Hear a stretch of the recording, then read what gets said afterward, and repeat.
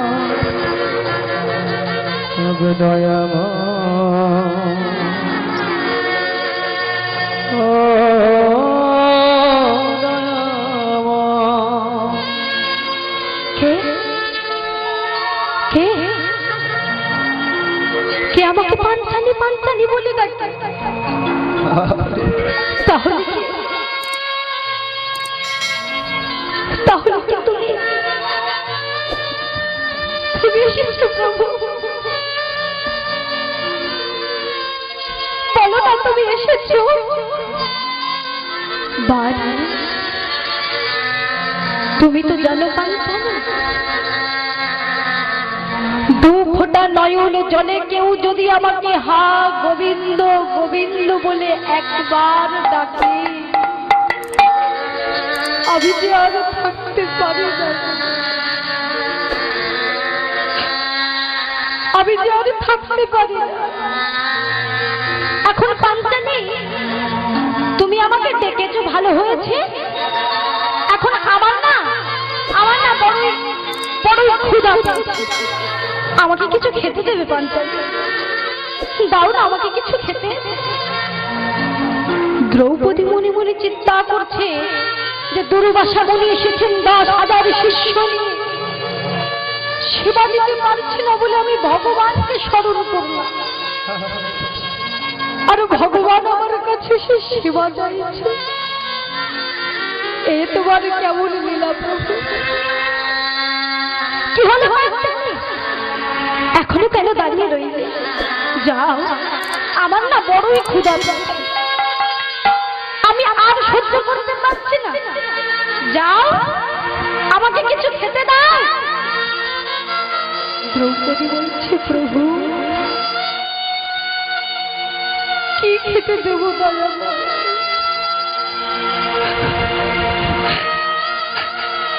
তোমাকে খেতে দেবার মতো যে আমার ঘরে এক কণাও কিছু নেই। দুর্বাসা মুনি এসেছেন তার 10,000 শিষ্য নিয়ে। আমি সেবা দিতে পারছি না বলে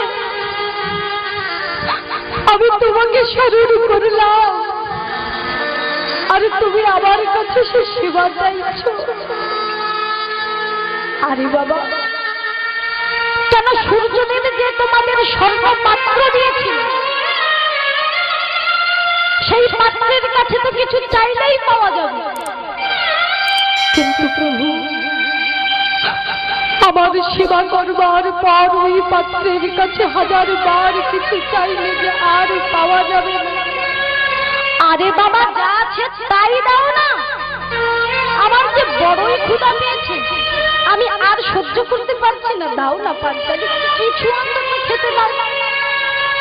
ভগবান যখন বারবার বলছে খিদে পেয়েছি, সহ্য করতে পারছি না, ভক্ত কি আর থাকতে পারে বাবা?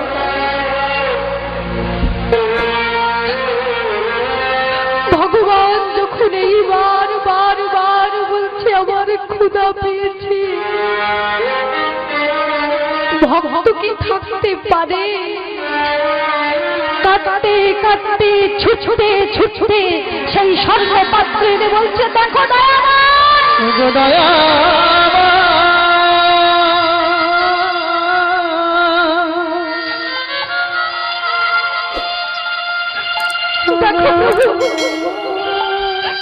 দেখো এতে তোমার সেবা দেবার মতো এক কণাও কিছু নেই। দেখো, আরে ওই তো রয়েছে, কই? আরে দেখতে পাচ্ছ না? ওই যে অর্ধেক অন্ন আর সামান্য শাককলা।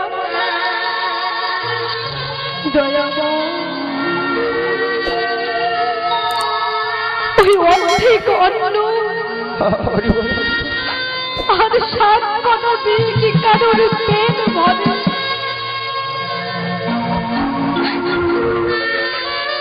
বলো না, কারোর কি পেট ভরে?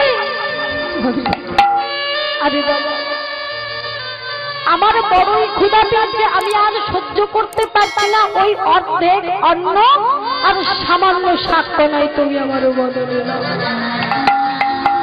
বাবু, পাঞ্চালী সেই অর্ধেক অন্ন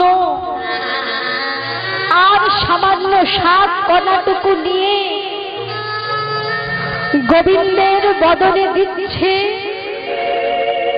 আর নয়ন জেলে ভেসে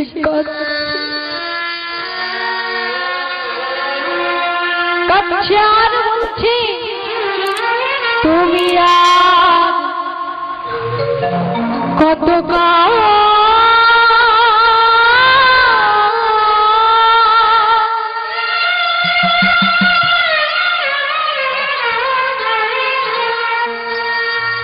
গিরি ধরি না,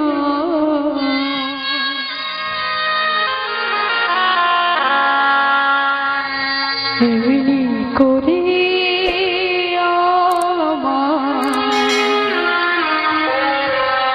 কাঁদাবে বলো।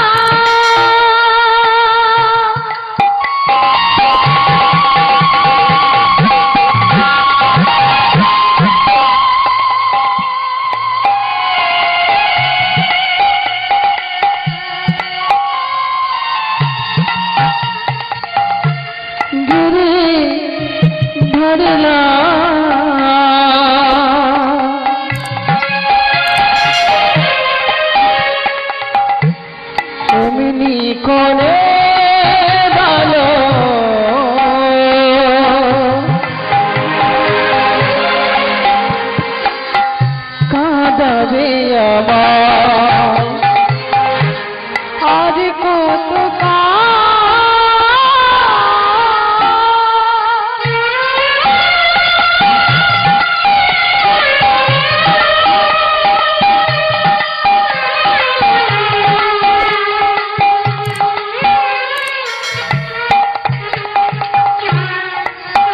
বলো গিরি ধরিলা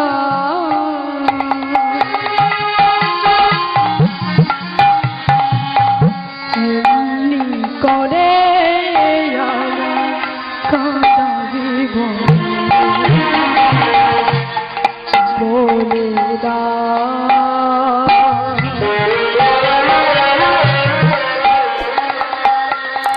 বলে দা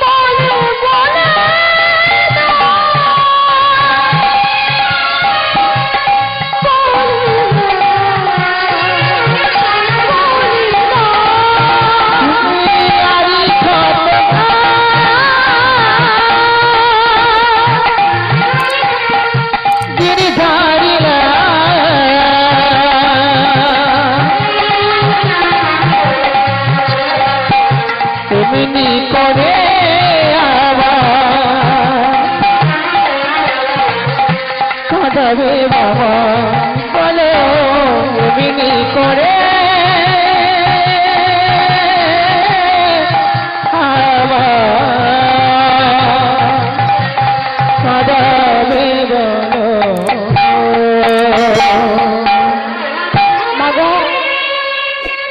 দ্রৌপদী সেই অর্ধেক অন্ন আর সামান্য সাতকণাটুকু ভক্তি ভরে ভগবানের বদনে যখনই দিলেন বাবা, যখনই দিলেন প্রাণ গোবিন্দ আমার পরম তৃপ্তি সহকারে সেবা করতে।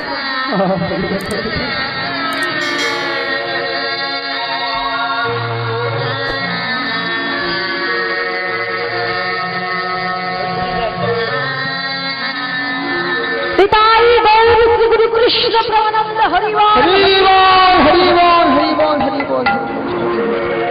তাই বাবা প্রাণ গোবিন্দ আমার পরম তৃপ্তি সহকারে সেবা করলেন, সেই অর্ধেক অন্ন আর সামান্য শাক সেবা করবার পর এমন ভাবে উদ্গার করে দিয়েছে যে এই যে যারা 10,000 শিষ্য স্নানে গিয়েছিল তাদের সবার উদর পরিপূর্ণ হয়েছে। যখনই এমন উদর পরিপূর্ণ হয়ে গেছে বাবা, সবাই বলা বলি করছে, আচ্ছা যুধিষ্ঠিরের ওখানে খেতে যাবার কথা, তাছাড়া খাবার মতো তো আর কোনো জায়গা নেই, তাহলে চলো সবাই আমরা কি করি, এই যে চলো তাহলে আমরা সবাই পালিয়ে যাই, চলো চলো। সবাই পালিয়ে গেল বাবা, কেউ গেল না। ভীম ডাকতে গেল, কেউ এলো না। তাহলে বাবা ভগবানকে যদি ভালোবাসা যায়, ভগবানকে যদি বিশ্বাস করা যায়, তাহলে ভগবান আমাদের কত বড় বড় বিপদ আপদ থেকে রক্ষা করতে পারে। তাই আজ দ্রৌপদী বলছে, প্রভু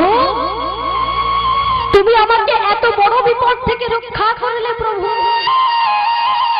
কিন্তু প্রভু সেদিন তুমি কোথা ছিলে প্রভু? কোন দিন পাঞ্চালী? কেন প্রভু যেদিন ওই দুর্যোধন দুঃশাসন আমার এই বস্ত্র হরণ করতে চেয়েছিল, সেদিন তুমি কোথা ছিলে প্রভু? বলো না কেন? কেন প্রভু? সেদিন তো আমি তোমার মধ্যেই ছিলাম। শুধু তোমার মধ্যে নয় দ্রৌপদী, এই জগতের প্রত্যেকটি বস্তুর মধ্যে, প্রত্যেকটি জীবের মধ্যে, প্রত্যেকটি জড়ের মধ্যে আমি বিরাজ। শুধু আমাকে ডাকার মতো ডাকতে পারলেই হয়। বলছি কেন পাঞ্চালী? তুমি যে বলছো সেদিন কোথায় ছিলাম?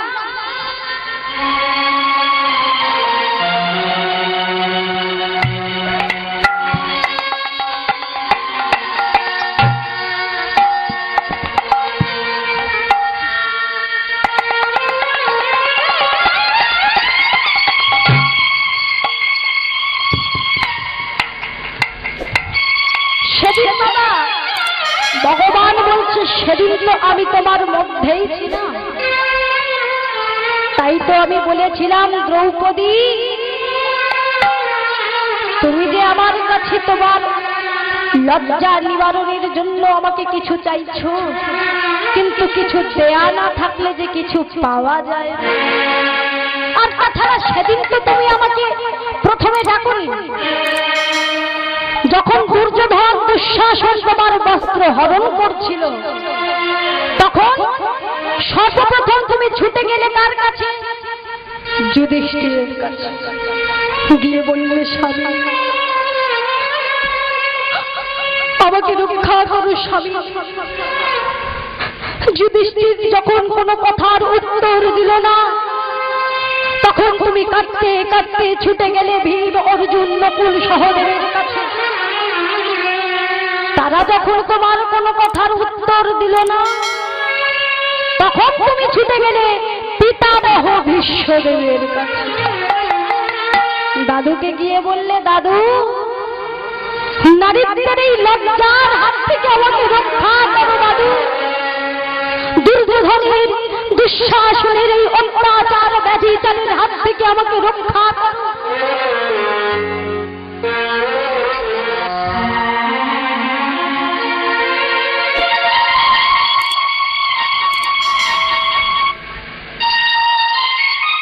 এটাই গৌর শ্রী গুরু কৃষ্ণ প্রেমানন্দ হরিবল হরিবল।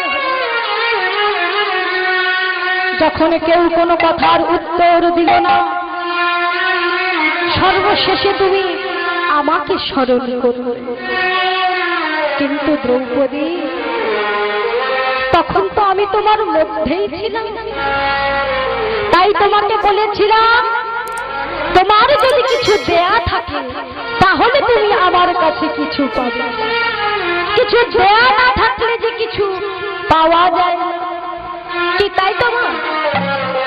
তুমি যদি আমার হও আমি তবেই তোমার হব। এই যে আমি আপনাদের সম্মুখে কীর্তন পরিবেশন করছি, ধরো গান ভালো হলো না, এই যে আপনারা সবাই রাস্তাতে বলেন আরে কাকে নিয়ে এসেছি, গানের গাওয়া জানে না। তাই আমি যদি আপনাদের সম্মুখে আপনাদের সঙ্গে ভালো পরিবেশন না করি, তাহলে আপনারা কি আমাকে ভালো বলবেন? কি মায়েরা বলবেন? কি কেউ বলবেন না। তাই তুমি যদি আমার হও আমি তবে হব। তাই ভগবান কি বলছে, তোমার যদি কিছু দেয়া থাকে তাহলেই তুমি আমার কাছে কিছু পাবে, দেয়া না থাকলে যে কিছু পাওয়া যায় না। দ্রৌপদী তখন বলল কেন প্রভু? বাল্যকালে যে আমি তোমাকে অনেক বস্ত্র দান করেছিলাম, রাজপ্রাসাদে যখন তুমি তোমার চক্রের আঘাতে শিশু শালের মাথাটা কেটে নিলে, সেই চক্রের আঘাতে তোমার একটি আঙুল কেটে গিয়েছিল। সবার লক্ষ্য ছিল শিশু শালের মাথা কাটা, কিন্তু ভগবান বলছে তোমার লক্ষ্য ছিল আমার, তাই তুমি তোমার অঞ্চল ছিঁড়ে দিয়ে আমার আঙুলে বেঁধে দিয়েছিলে। আর আমি তোমাকে বলেছিলাম দ্রৌপদী, এই যে তুমি আমাকে সামান্য বস্ত্র দান করলে, তবে এমন একটা দিন আসবে যেদিন আমি তোমাকে হাজার হাজার বস্ত্র দান করব। নিতাই গৌর কৃষ্ণ প্রমানন্দ হরি বল, হরি বল, হরি বল, হরি বল। তাই তো বাবা দ্রৌপদীর বস্ত্র হরণ করতে পারল না দুর্যোধন। তাই দ্রৌপদী ভগবানকে বলছে, প্রভু এইভাবে তুমি সর্বদা আমার হৃদয় মন্দিরে থেকো, প্রভু আমার হৃদয় মন্দিরে থেকো, দয়াময়। আর কি বলি জানো প্রভু, গিরি ধারি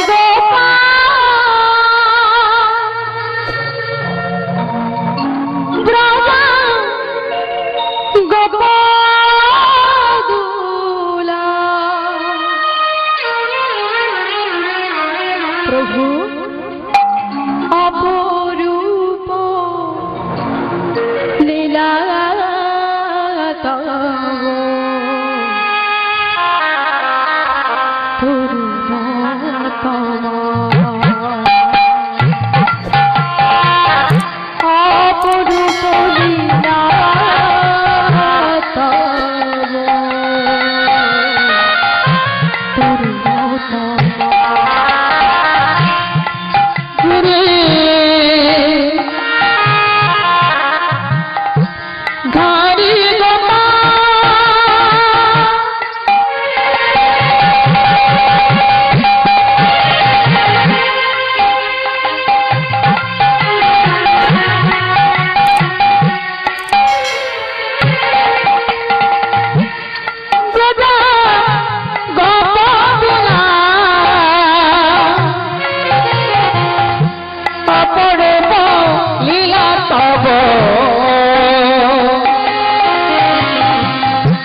তরুণতম অপরূপ লীলা তব তরুণতম। গিরি ধারি গোপাল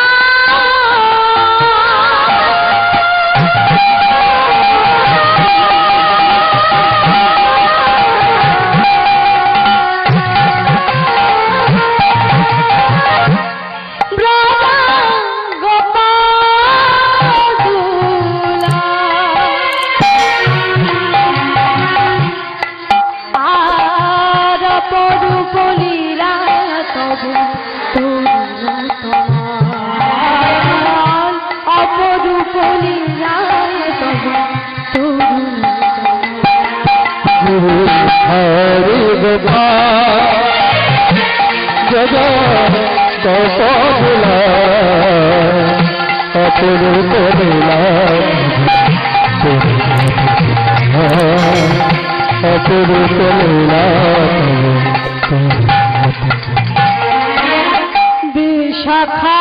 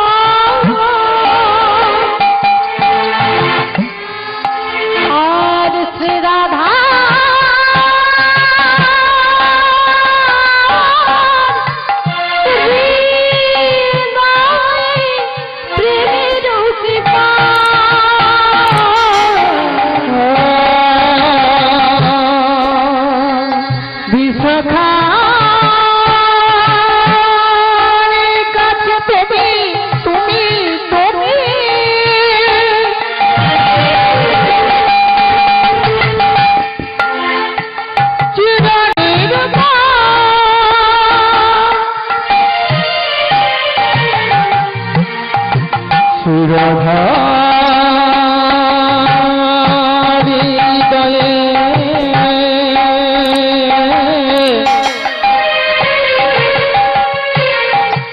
প্রেমের কৃপা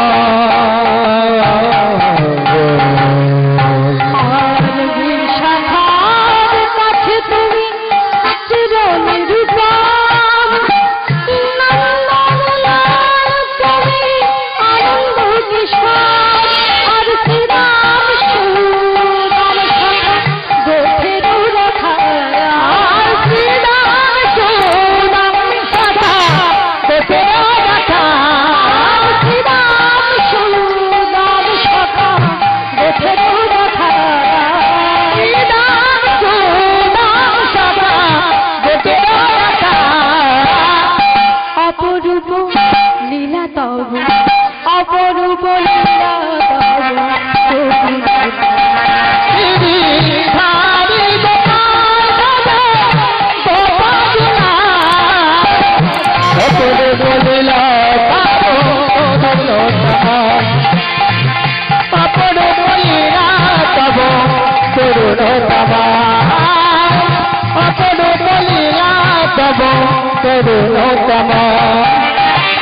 যশোদা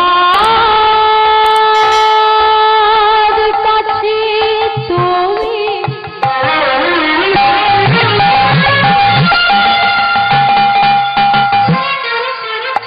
ছিলে ননীচ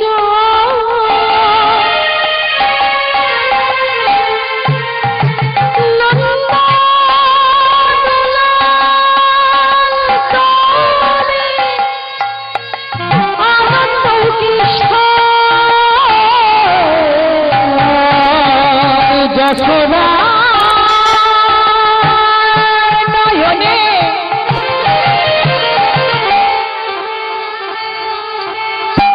ছিলে ননীচা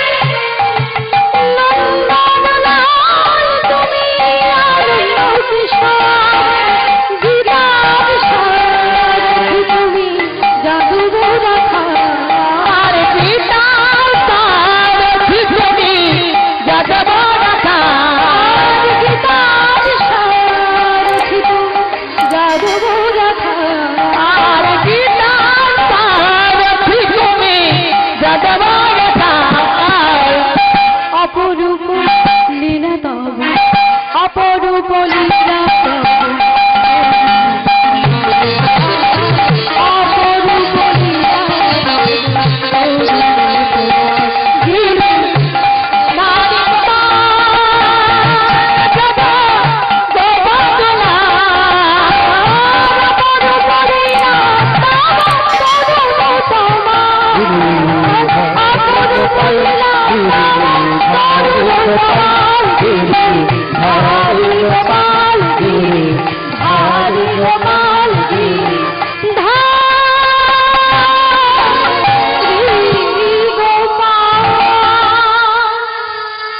তাহলে বাবা ভগবানকে ভালোবাসলে বিশ্বাস